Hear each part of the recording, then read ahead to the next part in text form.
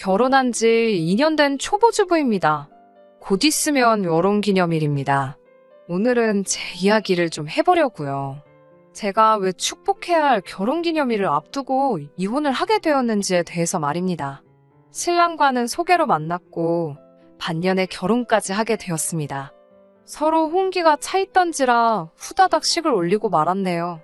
연애로 만나는 동안 참 선한 사람이었고 결혼을 결정할 만큼 아무런 문제가 없게 보였습니다. 그 뒤로도 같이 신혼집을 꾸리고 결혼 생활을 이어오면서도 아무런 문제가 없었지요. 배려심 강하고 성실하기까지 해서 회사에서도 인정받는 사람이던 남편은 누가 봐도 1등 신랑감의 모습에 한없이 가까운 사람이었죠.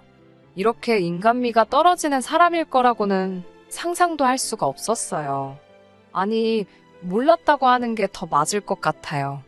신랑을 포함한 시댁 식구들의 진짜 모습을 결혼하기 전에 알았다면 하는 후회가 드네요. 저에게는 안 좋은 기억입니다. 작년 10월경 해외로 유학을 가 공부를 하고 있던 남동생이 교통사고로 세상을 떠나면서 생기게 된 일이거든요. 저의 남동생은 저와도 나이 터울이 많아 나는 터라 저도 애지중지 이뻐했고 늦게 찾아온 막내이다 보니 온 가족의 사랑을 받으며 자란 아이였어요.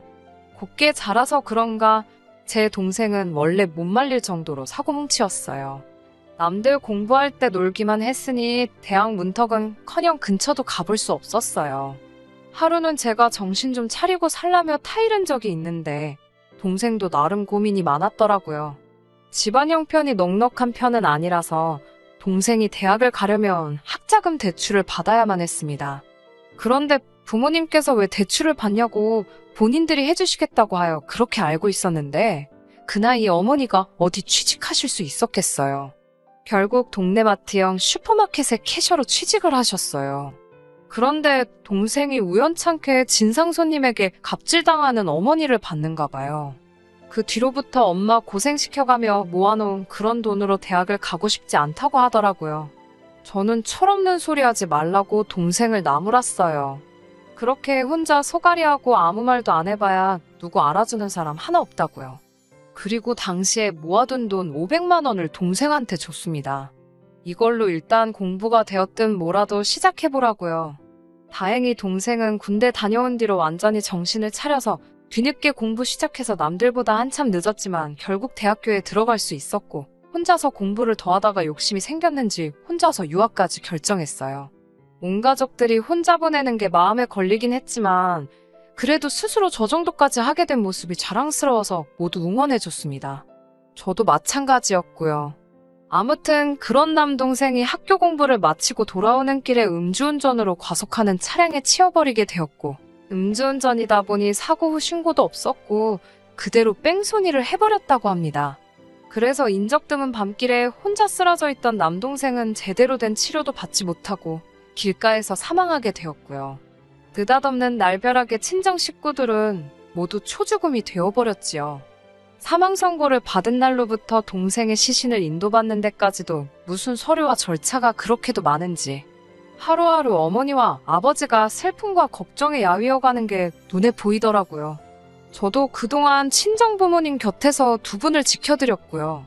아무튼 공항에서 동생의 시신을 인도받는데 어머니는 그 자리에서 아주 혼절을 해버리고 말았어요. 결혼도 못하고 죽은 동생, 장례도 변변히 치러주지 못하고 어머니께서 자주 다니시는 절에 맡기고 제를 올려주는 것으로 만족해야 했습니다.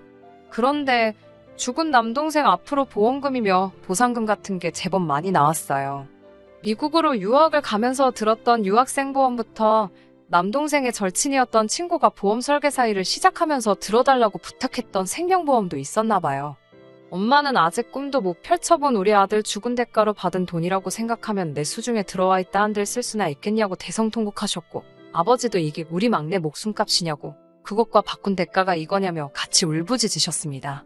저도 저지만 동생 갓난쟁이 시절부터 업어 키우던 우리 큰언니도 자기 자식이 죽은 것만 같다고 펑펑 울고 당장 미국에 따라가서 음주운전한 사람 찾아내서 죽여버리고 자기도 죽겠다고 소리를 빽빽 지르고 아주 난리도 아니었습니다.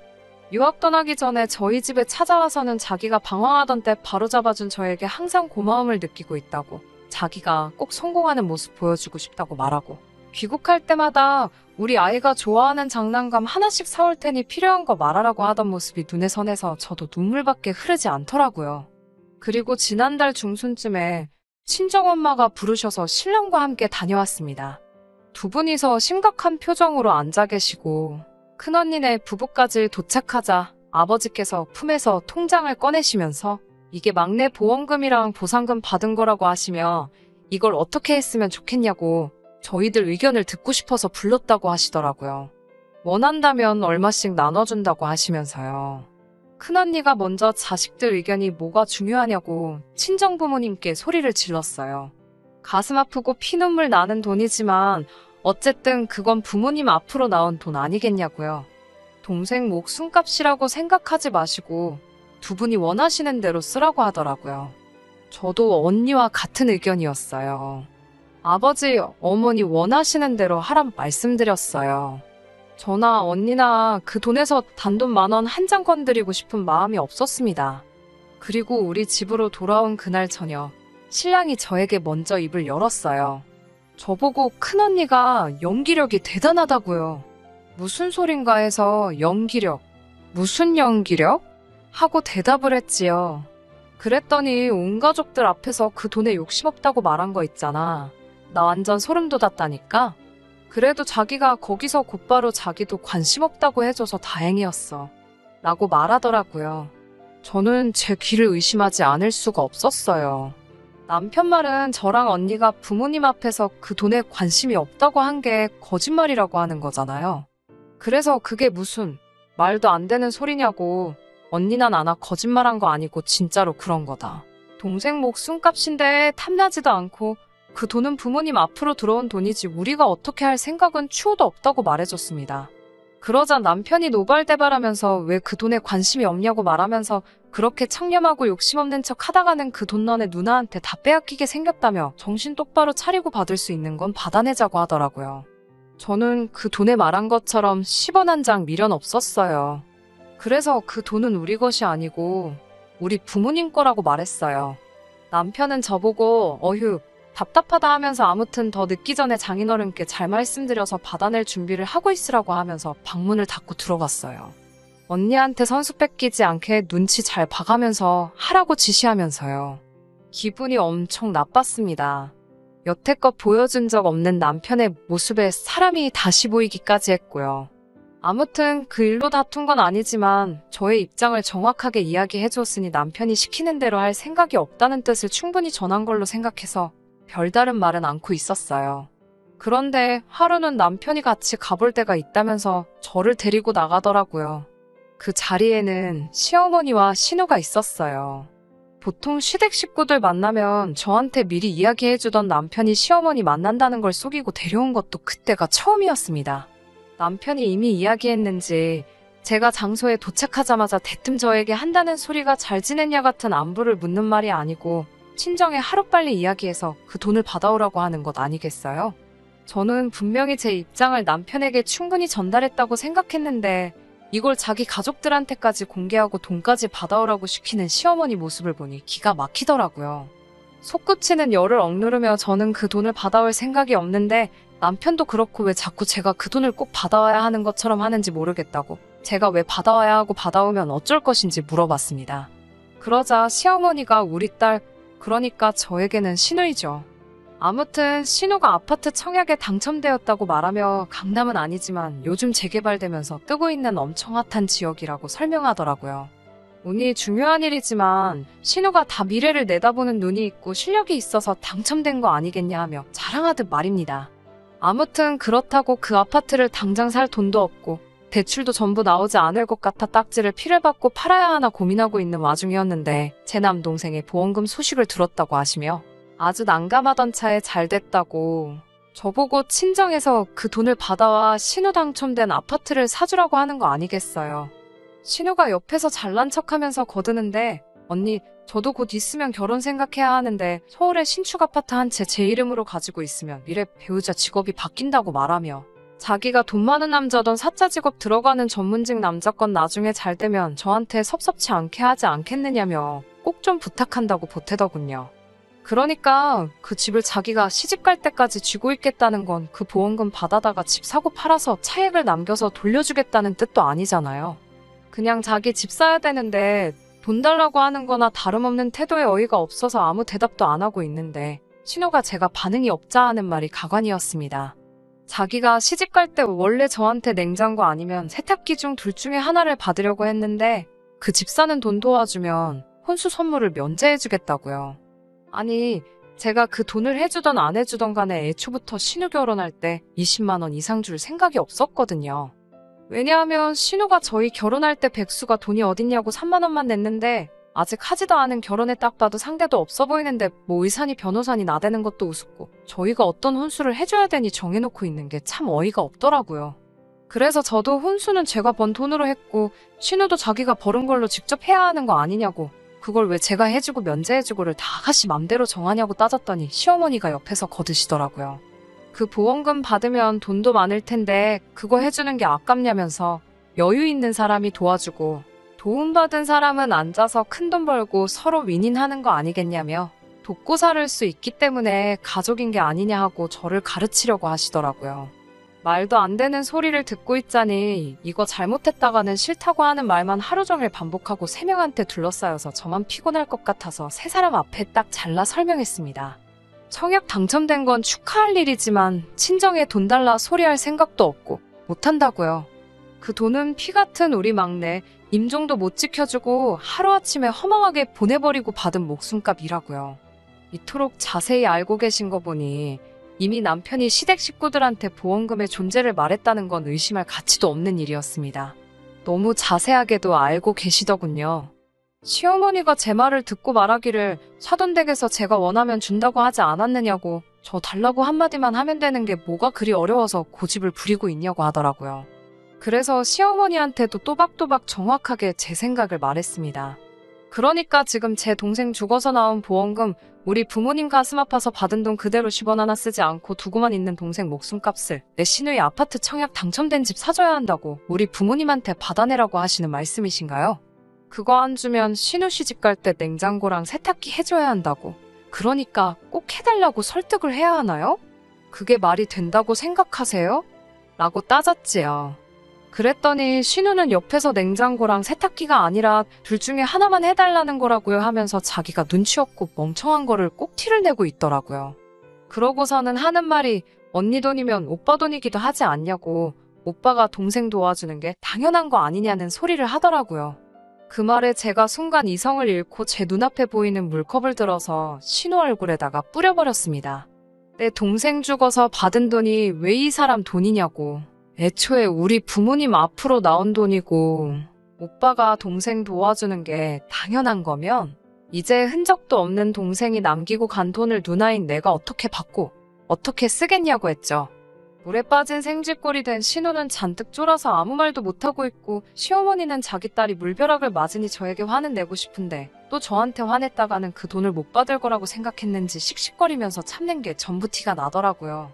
더 말해봤자 당장에 제 고집 꺾지 못할 거 눈치챘는지 아무튼 남편하고 저희 부모님하고도 잘 상의해보라고 말하고는 신우 데리고 돌아가시더군요.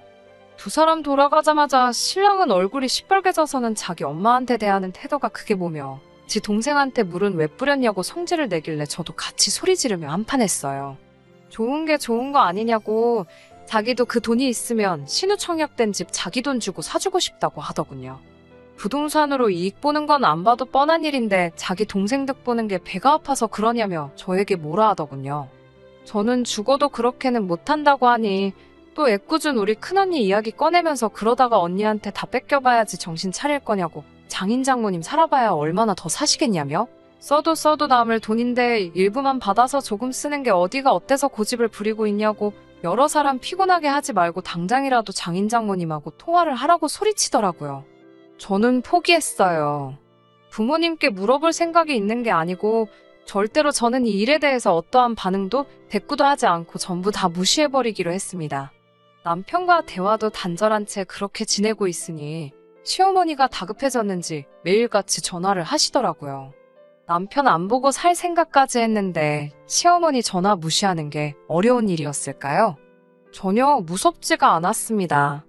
그렇게 한 달 가까이 남편 없는 사람처럼 살고 신우 시어머니에게 걸려오는 전화 한 통을 받지를 않으니 시어머니가 신우 데리고 집까지 또 찾아오더라고요. 신우는 또 저한테 물 맞을까봐 무서웠는지 시어머니 뒤에 딱 달라붙어서 나오질 않고 있었고요. 두 사람이 뭐 자기들이 잘못 생각했다 사과하러 왔을 리는 만무하고 당연히 저한테 친정엔 물어봤느냐 하면서 돈 이야기 하러 오신 거였어요. 제가 왜 그러시느냐고 저는 벌써 싫다고 말씀드리지 않았냐고 하니 시어머니가 한마디 하셨습니다. 어른말 우습게 아는 며느리 필요 없다고 전 그렇게 하기 싫으면 이혼하라고요. 아이가 있으니 제가 그런 말 들으면 겁먹을 줄 알았나 봐요.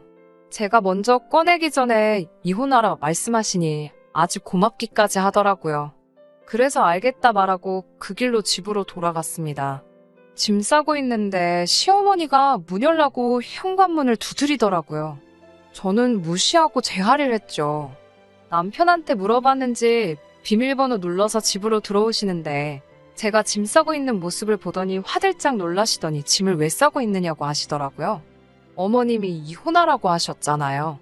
제가 나가려고 했는데 남편을 내보낼까요? 어머님 편하신 대로 하세요. 라고 말하니 당황해서 말도 잇지 못하고 계시고 시어머니가 저 집 나가게 생겼다고 남편에게 연락을 했는지 회사에 있어야 할 남편도 얼마 안 있어서 집에 도착하더라고요. 집에 도착한 남편은 이미 자초지종을 듣고 왔는지 저한테 뭐 하는 거냐며 제가 싸놓은 가방부터 뺏어버리더군요. 처남 죽은 돈으로 내 동생 집 사달라는 게 아니라고 어쨌든 그 집만 사놓으면 피 받고 파는 것보다 훨씬 더 이득을 볼 텐데 당장 그 집값을 마련하기가 힘드니 잠깐만 쓰겠다는 거라고 말을 바꾸더라고요. 일단 집을 사고 나서 담보로 대출을 받아 그 돈만큼을 다시 저희 부모님한테 갚겠다고요. 그러니까 사실 따지고 보면 저희 부모님한테서 나가는 돈이 한 푼도 없는 거라고 잠깐 빌려만 쓰는 거라고 해명을 하더라고요.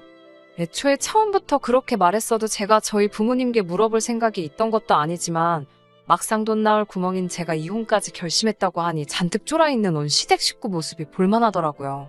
더는 듣기 싫다고 말하고 너네 엄마 입에서 이혼 이야기 나온 김에 이 상황에 우리는 이렇게 끝내는 게 맞는 것 같다고 말해줬습니다.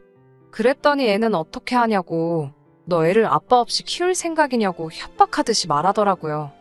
아직 양육권이 결정된 것도 아닌데 아빠 없이 키운다는 소리가 나오냐고 너 생각보다 우리 결혼 생활에 미련이 많이 없는가 보구나 하고 남편 밀치고 문 앞 지키고 있던 신우랑 시어머니 밀치고 밖으로 나와버렸습니다. 그리고 결혼기념일을 앞두고 완벽한 남이 되고 말았어요.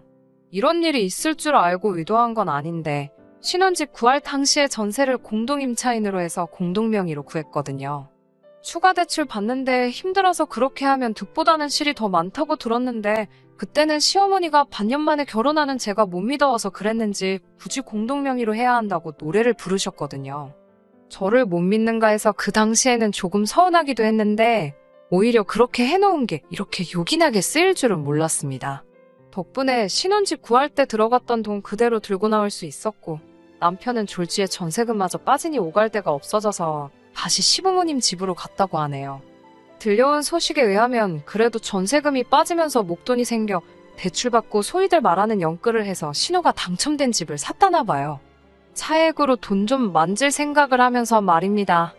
그런데 그 아파트가 서울에 위치한 신축임에도 불구하고 미분양이 생겨서 시세 차익으로 재미도 못 보게 되었다는 뉴스 기사를 보게 되었을 때 속으로 얼마나 시원하던지 그 기분을 말로 설명하기가 힘드네요. 다행히 다시 저희 보호자가 된 부모님의 재산 상황과 아이를 곁에서 더 지켜줄 수 있는 전업주부였던 저였기 때문에 법원에서 양육권과 친권까지 제가 가질 수 있게 판결을 내려주었습니다. 제가 죽은 남동생의 대타가 될 순 없을 거예요. 그래도 한동안 힘드셨을 저희 부모님 곁을 제가 지키며 두 분 혼란스러웠던 마음을 제가 조금이나마 풀어줄 수 있다면 그만한 소원이 또 없을 것 같네요. 긴 이야기 들어주셔서 정말 감사합니다. 끝까지 들어주셔서 감사합니다.